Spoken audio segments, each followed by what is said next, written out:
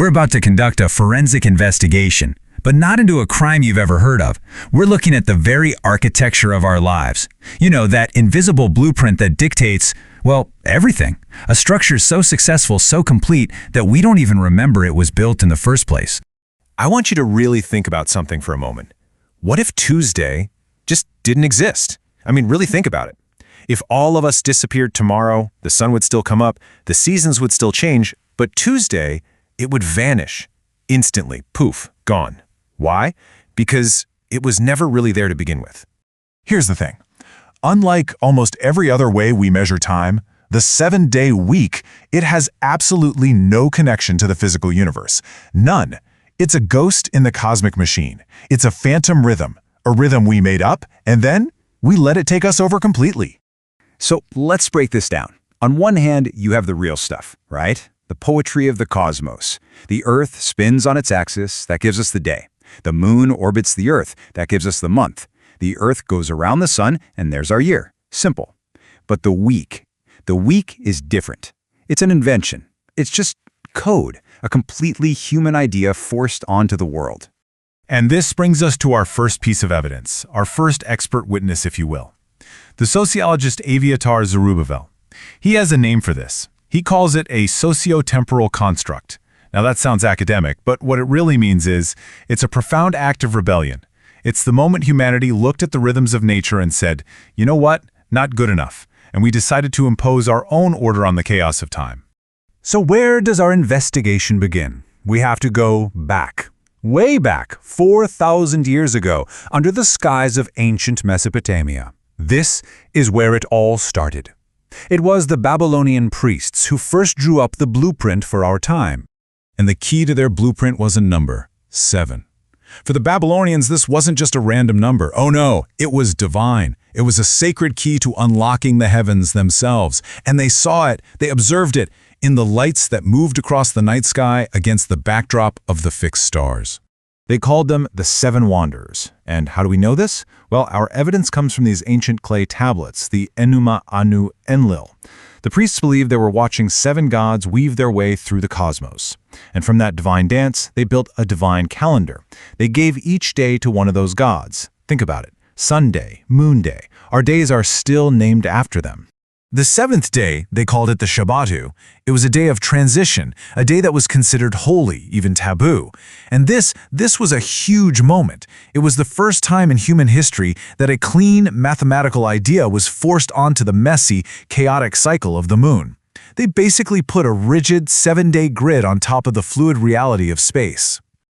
Okay, so for centuries, this Babylonian blueprint was basically a religious curiosity, an interesting idea. But our investigation now has to fast forward to the exact moment it stopped being an idea and became an inescapable global law. The moment the structure was locked in forever. You see, the Roman Empire, it ran on a totally different clock. They had an 8-day market week. It was called the Nundinae. It made sense, it was practical, it was all about business. But a major conflict was brewing, a clash between this 8-day world of commerce and the new 7-day cycle of religion. And a conflict like that could only be settled one way, by the emperor himself. The date is March 7th, 321 AD. The Emperor Constantine, in his official legal code, the Codex Justinianus, issues a decree. And in that one moment, everything changes. You have ancient Babylonian mysticism, you have emerging Christian theology, and you have the raw power of the Roman Empire all merging into one. He didn't just suggest a day of rest. No, he made this 7-day week the law of the entire known world. But here's the twist. This wasn't just about religion. Not at all. As the historian David Henkin points out, Constantine was thinking like an architect. He was building infrastructure. The week became this invisible highway system for time, just as important as the actual Roman roads for holding a massive fracturing empire together. It standardized everything: information, trade, power. So the blueprint was imposed on the empire, but the investigation now has to turn inward, because the structure wasn't just built on the outside, it was installed directly into the human mind. It didn't just change how we track time, it changed how we feel it. Think about the Sunday blues. You know that feeling, right? That specific dread that creeps in on a Sunday evening. There's no biological reason for it. The sun doesn't care if it's Sunday or Friday. That anxiety you feel, it's a learned response. It is a psychological echo from a 4,000-year-old blueprint. Your own biology has been domesticated, trained to obey this completely artificial structure. And this lines up perfectly with a theory from Peter J. Wilson. He argued that when we first built houses, we didn't just change where we lived. We fundamentally changed how we thought. We domesticated ourselves. Well, the week, it's the ultimate invisible house. It gives us a sense of order, of structure, but it's also a cage. It locks our lives into these neat, repeating little rooms. Now, if you want the most compelling proof of just how powerful this blueprint is, you don't look at its success. You look at the absolute wreckage of those who tried to break it. The forensic data here, it's undeniable. Case in point, the French Revolution. They tried to create a new, rational 10-day week. The result? Total economic and psychological collapse. Then, in 1929, the Soviet Union tried to maximize factory output with this continuous 5-day workweek, the Nepravivka. And the result was even worse. The entire social fabric of the country was shredded. Families couldn't see each other, friends couldn't meet, society just fell apart. And this is where historian E.G. Richards just hits the nail on the head. He explains that the 7-day week isn't just a way to count days. It's not a spreadsheet. It's the hidden pulse that allows society to function. It's what synchronizes us all. And what those failed experiments proved is that when you break that rhythm, you break the society itself.